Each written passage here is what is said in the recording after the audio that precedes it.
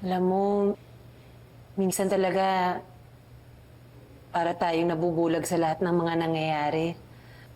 Nakakalimutan natin yung pangako ng Diyos na hindi naman niya tayo papabayaan. Alam niya na wala akong kasalanan, kaya gumawa siya ng paraan para lumabas yung totoo.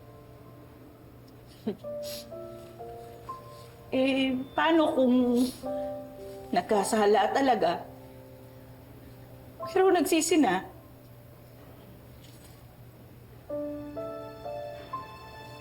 Bibigyan ka ng pangalawang pagkakataon ng Diyos, Laika. Kapit ka lang sa Kanya. Kapit lang kayong lahat.